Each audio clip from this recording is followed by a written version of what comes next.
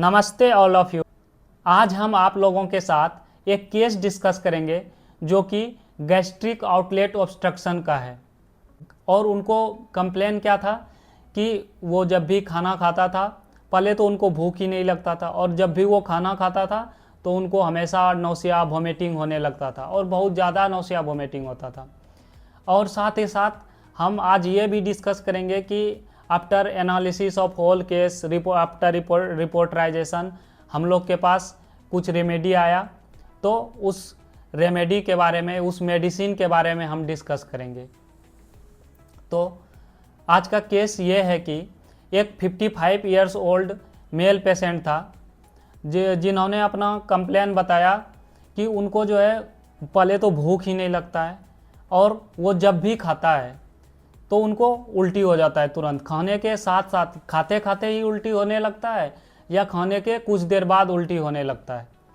और वो जो है जब लिक्विड खाता है तो नहीं होता है, जब वो कुछ सॉलिड खाता है, जैसे कि जो है चावल हो गया, रोटी हो गया, चूड़ा हो गया, मूढ़ी हो गया, ये सब खाता है तो उनको तुरंत उल्टी होने लगता है। और जब वो कुछ लिक्विड जैसे कि दूध पी लिया या खिचड़ी खा लिया, इस टाइप का खाना खाता है तो उसको कोई यानी कि उतना दिक्कत नहीं होता है। तो फिर हमने पूछा कि ये जब कब कब ज़्यादा होता है, तो उन्होंने बताया कि जब खाना खाते हैं उसके बाद ही ज़्यादा होता है, और भूखे पेट रहते हैं तो हमको बहुत अच्छा लगता है। तो हमने पूछा ये कैसे हुआ, तो उन्होंने बताया कि ये पहले थोड़ा थोड़ा होता था तो हम इग्नोर करते गए, और अभी ये धीरे धीरे बहुत ज़्यादा हो गया। अब कुछ भी खाते हैं उल्टी होने लगता है, और उनके वोमिटिंग में यानी कि उल्टी में सॉलिड पार्टिकल भी रहता है और लिक्विड पार्टिकल भी रहता है। जब हमने उनसे पूछा कि किस कारण से ये हुआ, तो उन्होंने हमको बताया कि सर हमको तो पता नहीं है कैसे हुआ, लेकिन उन्होंने अपना रिपोर्ट हमको दिखाया कि हम और भी जगह दिखाए हैं, मेरे पास बहुत सारा पहले का रिपोर्ट है। रिपोर्ट में उन्होंने जो है अपर जीआई का इंडोस्कोपी करवा रखा था, उसमें उनका जो है गैस्ट्रिक आउटलेट ऑब्स्ट्रक्शन था।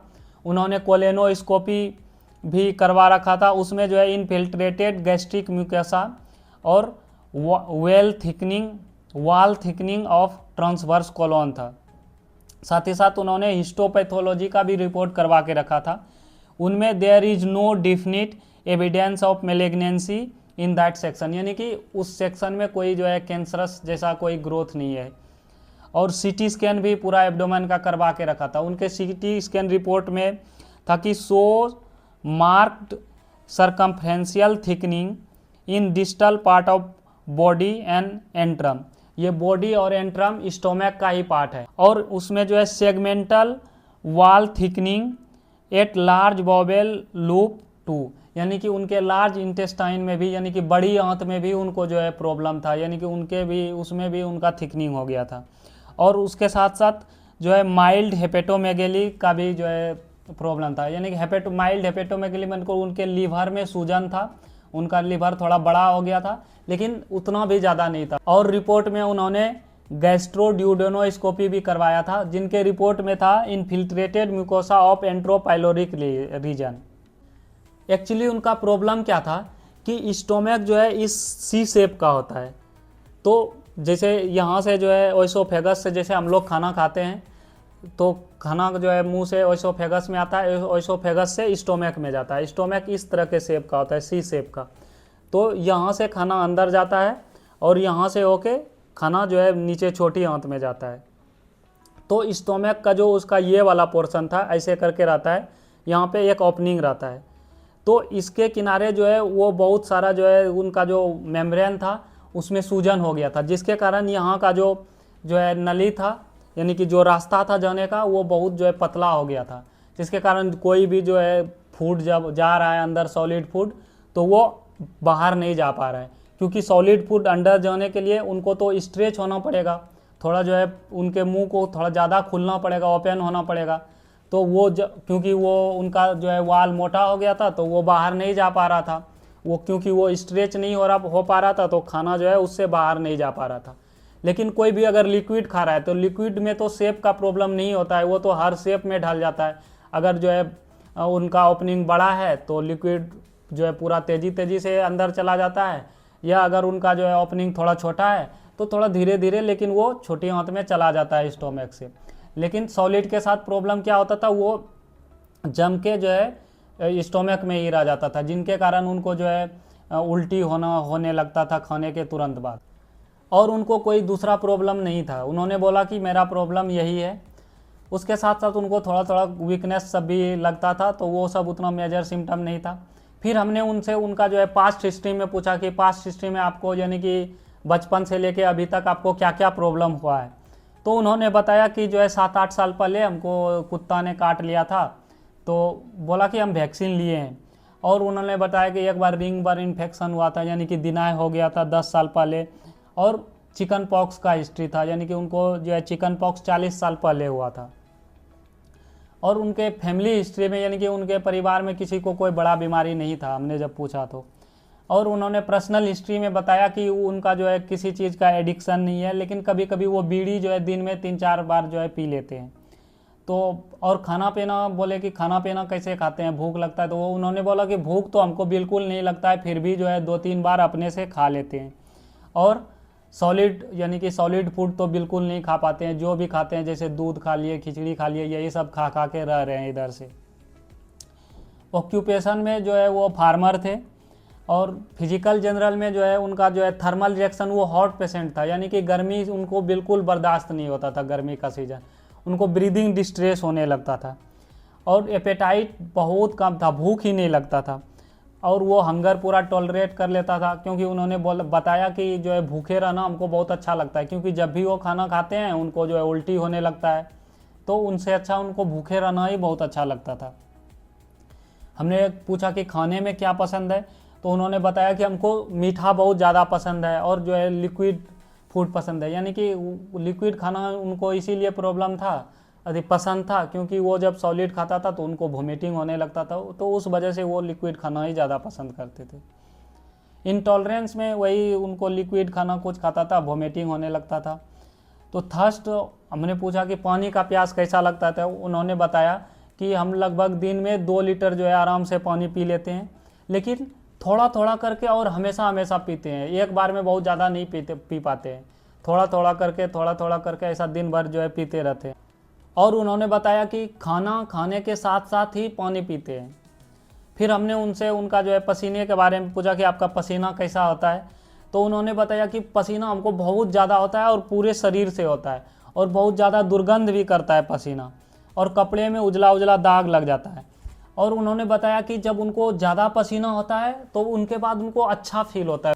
फिर हमने उनसे पूछा कि यूरिनेशन में कोई प्रॉब्लम है, यानी कि पेशाब करने में कोई दिक्कत है, तो उन्होंने बताया कि जब हम पेशाब करने जाते हैं उससे पहले हमको बहुत ज़्यादा जलन होने लगता है, और थोड़ा येलोइश जो है पेशाब होता है, और पेशाब बहुत ज़्यादा बदबू करता है, यानी कि ऑफेंसिव बहुत है उनका यूरिन।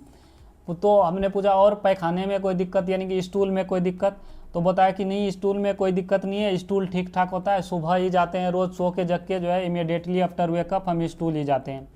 फिर हमने उनको उनके नींद के बारे में पूछा कि आपका नींद कैसा है, तो उन्होंने बताया कि नींद भी ठीक है, बहुत अच्छा से नींद आता है, और जो है वो सुपाइन पोजीशन में, यानी कि पीठ के साइड से सोना ज़्यादा पसंद करते हैं। हमने बताया कि कोई ड्रीम सपना देखते हैं कुछ, तो उन्होंने बताया कि नहीं, ऐसा तो सपना तो कुछ नहीं देखते हैं। फिर हमने उनसे उनके मेंटल कंडीशन के बारे में पूछा कि आपका मिजाज कैसा है, तो उन्होंने बताया कि हमको जो है ना गुस्सा बहुत ज़्यादा आता है, और बोल रहे कि अगर गुस्सा आता है तो कोई समझाने पे गुस्सा शांत होता है या बढ़ता है, तो उन्होंने बताया कि नहीं, अगर हमको गुस्सा आ जाता है, कोई समझाता है तो शांत हो जाता है, उतना ज़्यादा कोई दिक्कत नहीं है। फिर उन्होंने बताया कि हमने पूछा कि आपको सबके साथ रहना ज़्यादा पसंद है या अकेला रहना पसंद है, तो उन्होंने बताया कि नहीं, हमको सबके साथ रहना ही ज़्यादा पसंद है। उनको कोई फियर नहीं था, यानी कि किसी चीज़ का डर भय, पूछा कोई चीज़ का डर भय है, तो उन्होंने बताया नहीं, कोई ग्रीफ भी नहीं था, कोई दुख तकलीफ भी नहीं था। उसके बाद आफ्टर टेकिंग होल केस, हमने पूरे केस का एनालिसिस किया, और उसके बाद टोटलिटी ऑफ सिम्टम बनाया, रिपोर्टराइजेशन किया, और उसमें हमको 4 ड्रग्स आया इस पेशेंट के लिए। उसमें से बेप्टिसिया आया, ब्राइटाकार्ब आया, साइलेसिया आया, और कैडमियम सल्फ आया। और हम ये चारों मेडिसिन को थोड़ा थोड़ा ब्रीफ में डिस्कस कर देते हैं। ये जो बेप्टिसिया है, उनका जो पेशेंट होगा उनको एक्सट्रीम प्रोस्टेशन, यानी कि उनको जो है बहुत ज़्यादा थकावट महसूस होगा, हमेशा उनको थकावट महसूस होता रहेगा। और उनके शरीर से जितना भी डिस्चार्जेज आएगा, लाइक उनका जो है जो पैखाना हो गया, उनका पेशाब हो गया, उनका जो है पसीना हो गया, या जो वो सांस छोड़ते हैं वो हो गया, या उनके शरीर में कहीं अगर घाव या अल्सर हो गया उससे जो डिस्चार्जेज निकल रहा है, ये सब उनका बहुत ज़्यादा जो है ऑफेंसिव होगा, यानी कि बहुत ज़्यादा ये दुर्गंध करेगा। और जो इनका पेशेंट है वो किसी भी पोजीशन में सो जाए, उनको उनका शरीर पूरा जो है बहुत ज़्यादा दर्द करेगा, हमेशा लगेगा कि वो जो है वो बहुत व्याकुल होगा, वो पेन से जो है बहुत ज़्यादा ऐसा लगेगा कि कोई मारा है जिसके कारण उसका पूरा शरीर जो है दर्द कर रहा है, उस तरह का जो है पेन होगा, पूरा शोर होगा, ब्रूज जैसा जो है उनको जो है पेन होगा। और जो उनका मेंटल कंडीशन है जो है बैप्टिसिया पेशेंट का, वो उनको बहुत ज़्यादा मेंटल कन्फ्यूजन रहता है, यानी कि कोई भी काम अगर जिसमें उनका जो है दिमाग का यूज होता है तो वो बिल्कुल उनको करना नहीं चाहेगा। और उनका जो टेंडेंसी होता है वो थोड़ा जो है बेपरवाह इंसान टाइप का जो है लोग होता है, किस्म का लोग होता है, क्योंकि उनको कुछ भी करने का इच्छा नहीं होता है, वो अपना दिमाग जो है किसी भी काम पे फोकस ही नहीं कर पाता है।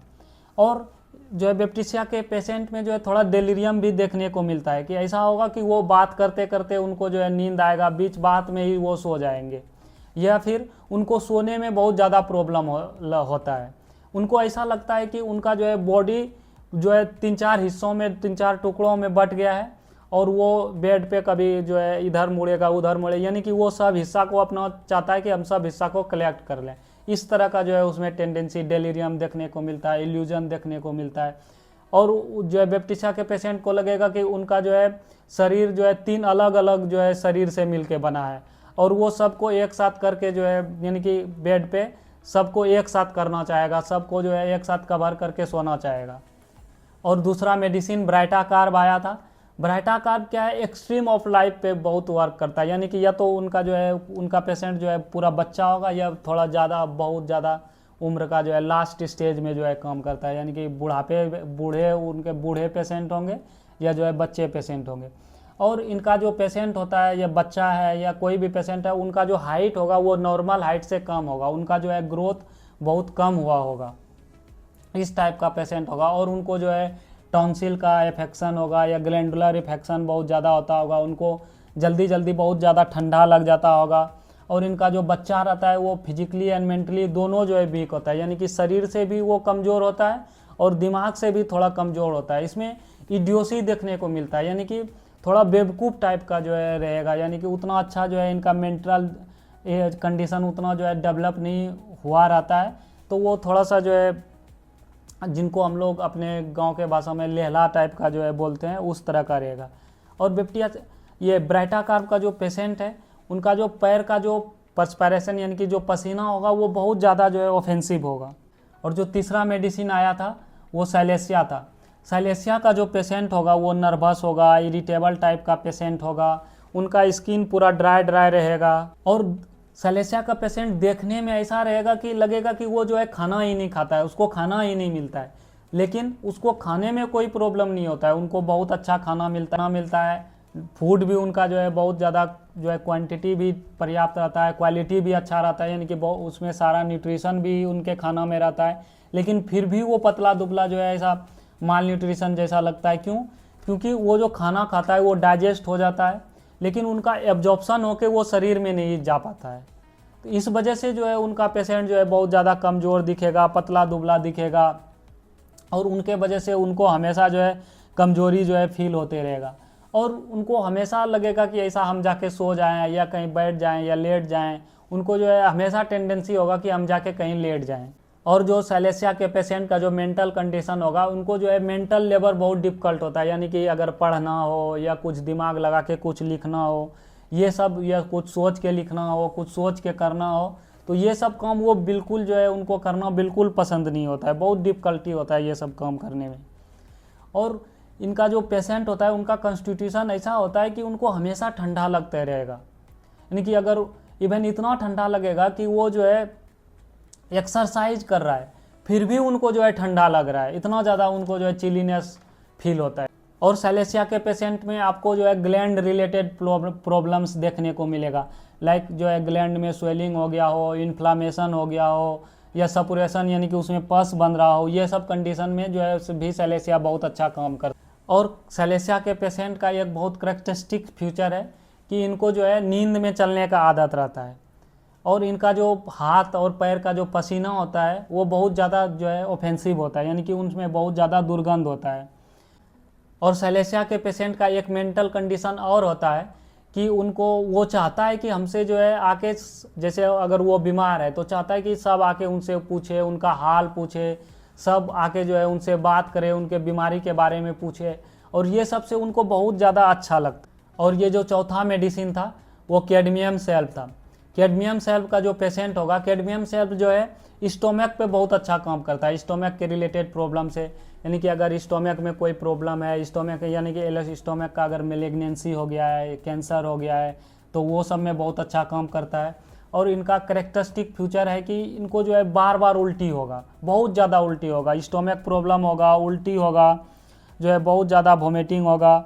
और इनका जो है पेशेंट चुप शांत रहना ज़्यादा पसंद करता है, यानी कि चुपचाप रहना ज़्यादा पसंद करता है। और अगर वो आग के पास भी खड़े होंगे तो उनको जो है ठंडा लगते रहता है, उनको कपकपी लगते रहेगा। ये जो है मार्क फ्यूचर है कैडमियम सैल्व के पेशेंट। और आफ्टर रिपोर्टराइजेशन ये जो 4 मेडिसिन आया था, ब्राइटाकार, बेप्टिसिया, साइलेसिया, कैडमियम सैल्व, तो ये चारों में से जो ये 3 मेडिसिन है, ब्राइटाकार, बेप्टिसिया, साइलेसिया, ये तीनों में जो प्रॉब्लम है कि वो जो है सॉलिड फूड जो है इंजेस्ट नहीं कर पाता है, सिर्फ लिक्विड फूड ही पास होता है उनको, तो ये उनके जो है थ्रोट में प्रॉब्लम की वजह से उनको डिस्फेजिया होता है, यानी कि उनके गले में दिक्कत की वजह से वो सॉलिड फूड को अंदर नहीं कर पाते हैं। लेकिन ये जो पेशेंट था, इनके जो है थ्रोट में कोई प्रॉब्लम नहीं था, इनको स्टोमक में प्रॉब्लम था। स्टोमक में प्रॉब्लम की वजह से जो है स्टोमक के आउटलेट में ऑब्स्ट्रक्शन की वजह से जो है ये फूड को जो है उनका जो है बहुत ज़्यादा वोमिटिंग होता था। तो इस वजह से हम लोगों ने उनको जो है कैडमियम सैल्व दिया।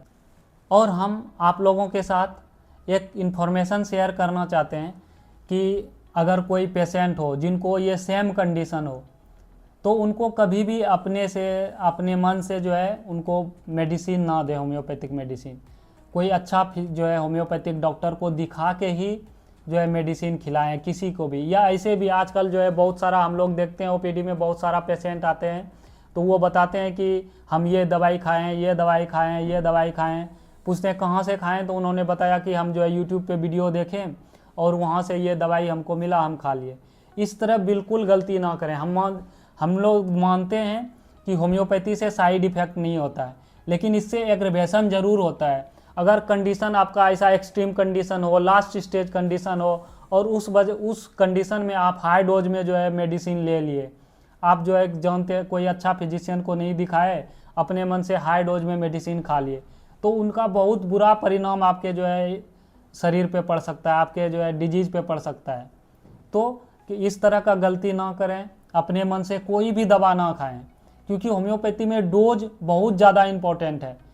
मेडिसिन का जो है डोज, उसका पोटेंसी सिलेक्शन, किस तरह से मेडिसिन जो है खाना है, उसका डोज क्या होगा, ये होम्योपैथी का आधा पार्ट है।